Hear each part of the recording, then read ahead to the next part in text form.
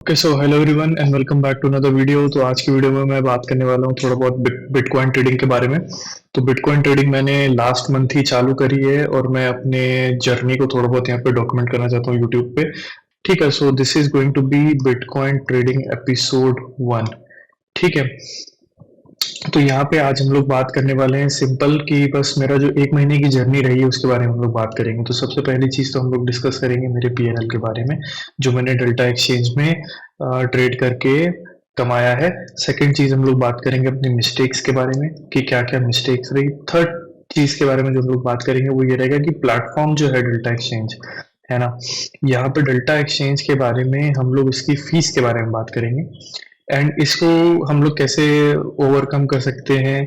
और ओवरकम तो क्या ही करेंगे, फीस तो देखिए वो लेंगे ही, बट इसको मतलब बेसिकली ये जो फीस है आपको इतना ज़्यादा इफेक्ट ना करे, जो मेरा ओपिनियन रहेगा उसके बारे में हम लोग डेफिनेटली बात करेंगे।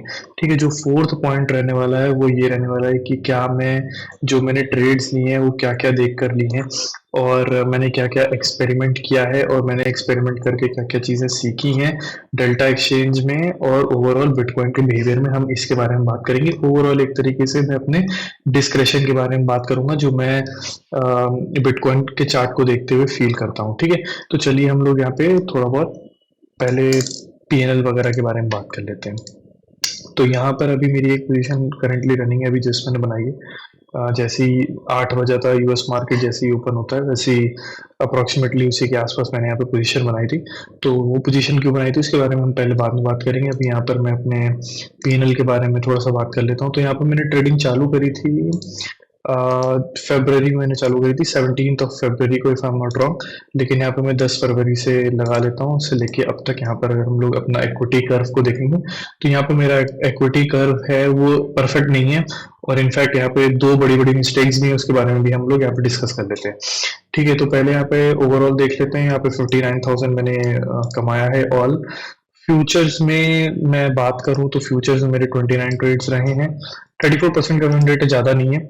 ऑप्शंस में विन रेट ज़्यादा है बिकॉज ऑप्शन सेलिंग वगैरह मैंने करी थी, स्टार्डल वगैरह में दोनों लेग प्रॉफिट वगैरह दे देते थे, तो दैट्स वाई यहाँ पे विन रेट वगैरह थोड़ा ज़्यादा है। यहाँ पे मैंने ऑप्शन बाइंग भी करी है, हर चीज़ के बारे में हम लोग डिस्कस करेंगे।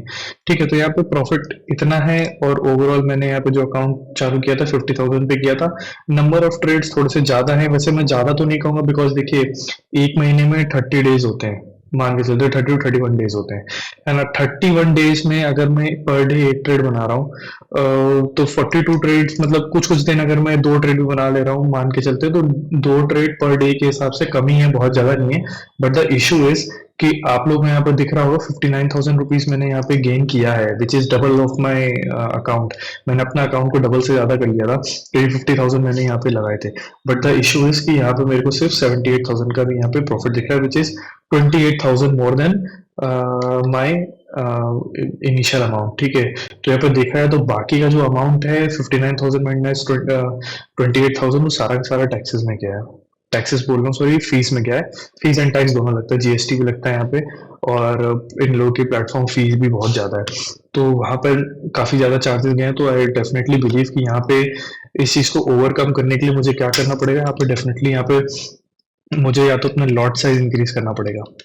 लॉट साइज इंक्रीज करना मतलब मेरे को अपना रिस्क इंक्रीज करना पड़ेगा। अभी करेंटली जो चीज मैं फॉलो कर रहा हूँ which is around, I follow this $50 का पर ट्रेड में लॉस लेता हूँ, प्रॉफिट एंड लॉस, है ना। और कोई ट्रेड जो मुझे ज्यादा अच्छी लग जाती है उसमें क्लोज टू $100 भी ले लेता हूँ, विच इज देखा है तो स्टिल अ लॉट कंसिडरिंग सिर्फ मेरा 50,000 का अकाउंट है, तो उस हिसाब से ये जो लॉस है ये थोड़ा सा बड़ा है डेफिनेटली। बट ठीक है, मेरे एपेटाइट के अंदर है तो मैं कर लेता हूँ, और अगर मैं इससे भी कम जाऊंगा तो चार्जेस वगैरह मेरे को खा जाएंगे। तो इतना तो मेरे को रिस्क रखना ही पड़ेगा और गेन भी मेरे को अप्रोक्सीमेटली हर एक ट्रेड में $100 के ऊपर रखना पड़ेगा। अदरवाइज यहाँ पे जैसे कि आप देख पा रहे हो 42 ट्रेड्स में ही यहाँ पे इतने ज्यादा चार्जेस लग रहे हैं, तो आप लोग देख सकते हो कितना ज्यादा महंगा प्लेटफॉर्म है ये। तो इससे यही सबसे बड़ी खराब बात है इस प्लेटफॉर्म की, जो कि मुझे पसंद नहीं आई। अदरवाइज एवरीथिंग इज फाइन, ऐसा कोई मुझे ट्रेड करने में प्रॉब्लम नहीं हुई।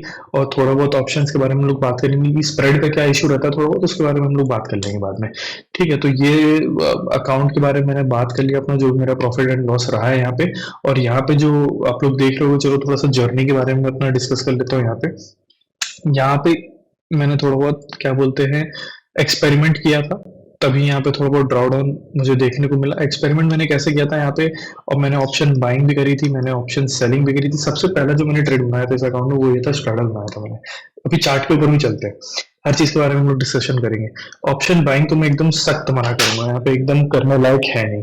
ठीक है, तो यहाँ पे एक 1% भी हमको यहाँ पे ऑप्शन बाइंग वगैरह करनी है नहीं, 1% भी। ऑलराइट, और जो यहाँ पे ऑप्शन सेलिंग है वो डेफिनेटली हम लोग कर सकते हैं यहाँ पे, क्योंकि यहाँ पे डीके अच्छा मिल जाता है हम लोग को, और काफी ढेर सारी एक्सपायरीज के ऑप्शन मिल जाते हैं। ठीक है, तो अपार्ट फ्रॉम दैट यहाँ पे फ्यूचर्स का ऑप्शन रहता है। फ्यूचर्स डेफिनेटली ठीक है, यहाँ पे कर सकते हैं, बट आई वुड से कि आप पहले ऑप्शन सेलिंग में थोड़ा बहुत पैसा कमा लीजिए, फिर उसको रिस्क कर लीजिए फ्यूचर्स में। It is very simple approach.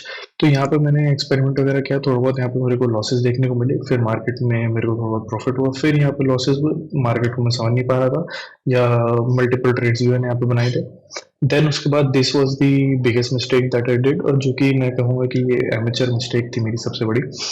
ये मतलब मैं कैसे समझाऊँ कि ये मुझे डेफिनेटली नहीं करना चाहिए था, बट जैसे ही थोड़ा बहुत प्रॉफिट बना मैं थोड़ा बहुत ओवर कॉन्फिडेंट हो गया था। उस ओवर कॉन्फिडेंस के चक्कर में मैंने यहाँ पे काफ़ी अच्छा खासा लॉस कर बैठा था इस दिन। ठीक है, बट इट्स फाइन, मतलब इट्स नॉट फाइन एक्चुअली, मतलब करना तो नहीं चाहिए ये हरकत, लेकिन हो जाती है, सबसे मिस्टेक हो जाती है। जब नया इंस्ट्रूमेंट में ट्रेड कर रहा था, थोड़ा बहुत ओवर कॉन्फिडेंस आ गया, बट आदमी अपनी गलतियों से ही सीखता है। तो यहाँ पे मैं अपनी गलती से सीख गया, उसके बाद से मैं अपना अच्छे बच्चों की तरह यहाँ पे ट्रेड करने लग गया था। कोई बहुत ज्यादा फिर मैंने ओवर ट्रेडिंग या कुछ मैंने किया नहीं, पेशेंटली मैंने फिर ट्रेड किया, उसके बाद काफी कम ट्रेड्स भी मैंने बनाए। ठीक है, तो अब यहाँ पे हम लोग थोड़ा सा चार्ट पे चल लेते हैं एंड डिस्कस कर लेते हैं यहाँ पे जो मैंने ट्रेड्स बनाई थी, क्या क्या देख के बनाई थी। ठीक है, तो अभी करंटली जो मैंने ट्रेड बनाई है, इट इज क्वाइट सिंपल। यहाँ पर रिसेंट की मैं पहले ट्रेड की बात कर लेता हूँ। यहाँ पे जो मैंने ट्रेड बनाई है, यहाँ पे आप लोगों को दिख रहा होगा कि मार्केट अप ट्रेंड में अपर साइड से मल्टीपल टाइम रेजिस्टेंस लिया हुआ है। बड़े टाइम फ्रेम पे डाउन है, बट इतना मेरे को फोकस करने नहीं रहता। तो यहाँ पे अभी जो मार्केट में करंट चीज चल रही है मैं उसके बारे में फोकस करूंगा। यहाँ पे देखने को मिल रहा होगा ट्रैप मार्केट बना के ऊपर जा रहा है। यहाँ पे मल्टीपल टाइम सेलर को इनवाइट किया, अभी फिर से ब्रेक डाउन किया है, तो यहाँ पे ट्रैप की संभावना है। तो यहाँ पे मैंने एक बाय साइड की ट्रेड बनाई है, इसी इसी इसी प्राइस बिहेवियर को नोटिस करते हुए मैंने यहाँ पे ट्रेड यहाँ पे बनाई हुई। तो it's very simple logic, SL hunting के हिसाब से एंड मार्केट के ट्रेंड के हिसाब से यहाँ पे मैंने ट्रेड बनाया। बहुत ज्यादा कुछ ऐसा सच मैंने दिमाग नहीं लगाया है। ठीक है, तो ओवरऑल मैं अपने पूरे सिर्फ डिस्क्रेशन को ट्रेड कर रहा हूँ, मुझे जो लगता है मैं वो ट्रेड कर रहा हूँ। उसमें मैं बस इतना मैं फोकस करूंगा कि मल्टीपल ट्रेड्स वगैरह मैं ना बनाऊं, बस इतना ही मेरा कोशिश रहेगी, क्योंकि जितना ज़्यादा ट्रेड बनाऊंगा उतना ज़्यादा ही मेरे को लॉस होने वाली, ये चीज़ मैंने नोटिस कर ली है। ठीक है, तो यहाँ पे मैंने 17 को ट्रेड बनाई थी। तो सबसे पहला जो मैंने काम किया था, यहाँ का कॉल और यहाँ का पुट मैंने शॉर्ट कर दिया था। एंड जैसे ही 17 के बाद पहला वीकेंड लगा था, आई गेस मैंने वहाँ पे अपनी प्रॉफिट वगैरह बुकिंग कर ली थी। वीकेंड वॉज अराउंड हेयर 22-23 के आसपास। ठीक है, और फिर यहाँ पे मैंने एक ट्रेड भी बनाया था, इट वॉज दिस। यहाँ पे बाई साइड का ट्रेड बनाया था, क्योंकि मार्केट देखिए ओवरऑल एक रेंज में चल रहा था, तो नीचे से ऊपर और ऊपर से नीचे कर सकता था। तो मैंने यहाँ पे बाई साइड का ट्रेड बनाया था, और यहाँ पे फिर एक ठीक ठाक प्रॉफिट बनाया था। फिर उसके बाद यहाँ पर आप लोगों को दिख रहा होगा कि मार्केट इस जगह पे नीचे गिरना चालू हुआ था। यहाँ पे मेरी सबसे बड़ी मिस्टेक थी, जो मैंने ट्रेंड को ध्यान में नहीं रखा था। यहाँ पे ब्रेक डाउन हुआ, मैंने कॉल का ट्रेड बनाया, कॉल बोल रहा हूँ सॉरी, बाई साइड का ट्रेड बनाया, लॉस हो गया। ठीक है, फिर मैंने यहाँ पे ट्रेड बनाया, यहाँ पे मुझे लॉस हो गया। यहाँ पे मुझे समझ जाना चाहिए था कि मार्केट अब नहीं बढ़ने वाला है, लेकिन मैं फिर भी यहाँ पे बाय बाय बाय करता रहा। यहाँ पे मार्केट ने फिर से ब्रेकडाउन किया, मैंने फिर से बाय किया, मेरा फिर से हो गया लॉस। फिर फाइनली जब यहाँ पे मार्केट ने ब्रेक डाउन किया, तब मैंने यहाँ पे एसएल वगैरह लगते हुए थोड़ा बहुत सेलिंग यहाँ पे करी थी। तो यहाँ पे मेरी मिस्टेक क्या थी कि मैं ट्रेंड को नहीं समझ पा रहा था, बार बार ही बाय यहाँ पे कर रहा था, तो जो कि मैं रिपीट नहीं करने का ट्राई करूंगा। थोड़ा सा डायरेक्शनल ट्रेड यहाँ पे ज्यादा लेने का ट्राई करूंगा, ये नहीं कि हर समय अपोजिट सोच लिया। अगर मार्केट फ्लैट चल रहा है तो बात अलग है, देखिए अगर एकदम ऐसे फ्लैट से चल रहा है, मतलब साइडवेज चल रहा है, तब हाँ ऊपर ब्रेकआउट हुआ सेल कर लिया, नीचे ब्रेक डाउन हुआ बाय कर लिया, वो काम करता है। लेकिन ट्रेंडिंग मार्केट में हम ये नहीं कर सकते कि पता चले यहाँ पे ब्रेक डाउन हो रहा है, मैं बार बार यहाँ पे बाय कर रहा हूँ, मेरा लॉस होता जा रहा है। ठीक है, तो अपार्ट फ्रॉम दैट, इसके अलावा आई डोंट थिंक सो मैंने कोई मिस्टेक यहाँ पे करी है अपार्ट फ्रॉम ओवर ट्रेडिंग। बस यहाँ पे मैंने जो इस दिन ओवर ट्रेडिंग वगैरह रही थी, वो मेरे को डेफिनेटली अवॉइड करनी चाहिए थी। एंड यहाँ पे अच्छे-अच्छे सेटअप्स मिलते हैं। बिटकॉइन में एक काफ़ी अच्छा सेटअप है जो कि मैं मानता हूँ इट इज़ वेरी सिंपल कि कभी भी आपको छोटी-छोटी कैंडल बनते हुए दिखे, तो आप समझ जाइएगा कि वन साइडेड एक डायरेक्शन मूव देने वाला है। तो मार्केट बिटकॉइन का बिहेवियर ऐसा है कि लेस वोलेटाइल, फिर उसके बाद अचानक से ज़्यादा वोलेटाइल हो जाएगा। फिर धी एकदम कम वोलेटाइल होगा, फिर अचानक से ज़्यादा वोलेटाइल हो जाएगा। ठीक है, तो यहाँ पे जैसा आपको दिख रहा होगा, कम वोलेटाइल, अचानक से मोमेंटम, कम वोलेटाइल, अचानक से मोमेंटम। ठीक है, तो ये सब चीज़ें यहाँ पे देखिए, कम वोलेटाइल, अचानक से मोमेंटम, कम वोलेटाइल, अचानक से मोमेंटम। ठीक है, तो ये सब चीज़ें थोड़ा बहुत नोटिस करने वाली है। सेम चीज़ यहाँ पे आप लोगों को दिखेगा, कम वोलेटाइल, अचानक से मोमेंटम, सेम चीज़ यहाँ पे। ठीक है, तो ये सब चीज़ें मतलब थोड़ा बहुत ऑब्जर्वेशन के साथ ही आएँगी और ये सब ट्रेड्स पकड़ना भी काफ़ी ईज़ी है, सच बहुत ज़्यादा डिफ़िकल्ट नहीं है। आप सिंपल यहाँ पे मान के चलो, ये ब्रेकडाउन हुआ, एक एसएल लगा, कोई बात नहीं, फिर अपर साइड ब्रेकआउट हुआ, यहाँ पे ट्रेड बना लिया छोटा, एक ही कैंडल का एसएल रख लिया, फिर यहाँ पे ब्रेकआउट हुआ, यहाँ पे ट्रेड बना लिया, एक ही कैंडल का एसएल लगा। ठीक है, तो ऐसे हम लोग ट्रेड डेफिनेटली बना सकते हैं। थोड़ा बहुत सेटअप और क्या बोलते हैं, ट्रेडिंग सेटअप्स और इन सब चीज़ों के बारे में हम लोग डेफिनेटली बाद में एपिसोड 2 जब भी मैं बनाऊंगा, after trading for a month again और मे बी 2 वीक्स, तब उसके बाद जाके मैं थोड़ा बहुत यहाँ पे आप लोगों को बताऊंगा। क्योंकि अभी मैं देखिए खुद यहाँ पे क्या कर रहा हूँ, एक्सपेरिमेंट कर रहा हूँ। मैं सच्ची बताऊँ तो आपको, आप लोगों को थोड़ी सी हिस्ट्री बता देता हूँ। तो यहाँ पे मैंने फर्स्ट टाइम बिटकॉइन ट्रेडिंग चालू करी थी 2021-22 के आसपास, एग्जैक्टली मैं भूल रहा हूँ। तो डेल्टा एक्सचेंज का जो पुराना वाला एप्लीकेशन है, वहाँ पे मैंने ट्राई करी थी, जहाँ पे जितना ज़्यादा आप लेवरेज लेंगे उतना ज़्यादा आपको फीस देनी पड़ेगी, वो वाला मैंने ट्राई किया था। उसमें मेरा कुछ ज़्यादा बना नहीं था। ठीक है, वहाँ पे मेरे को लॉसेस ही हुए थे। फिर उसके बाद मैंने यहाँ पे काफ़ी अच्छा खासा पैसा लगाया था एक वॉल्ट करके प्लेटफॉर्म में, वहाँ पे मैंने इन्वेस्टिंग करी थी क्रिप्टो में। ये फिर यहाँ पे बैंकरप्ट हो गया था। तो यहाँ पे जितना भी मेरा पैसा था सारा का सारा यहाँ पे फंस गया था। लेकिन बहरहाल 2024 में थोड़ा बहुत इन्होंने पे आउट वगैरह दिया था, but it was very negligible. तो यहाँ पे मेरा जो एक्सपीरियंस रहा है क्रिप्टो में, it is not very good, है ना। ये लॉस जो मेरा हुआ था बहुत ज़्यादा ऐसा बड़ा नहीं हुआ था कि बहुत ज़्यादा ऐसा इशू हो जाए, बिकॉज मैं फॉरेक्स में भी मैं ट्रेड करता हूँ, तो ये ऑफसेट कर दिया था लॉस मेरे फॉरेक्स से प्रॉफिट ने।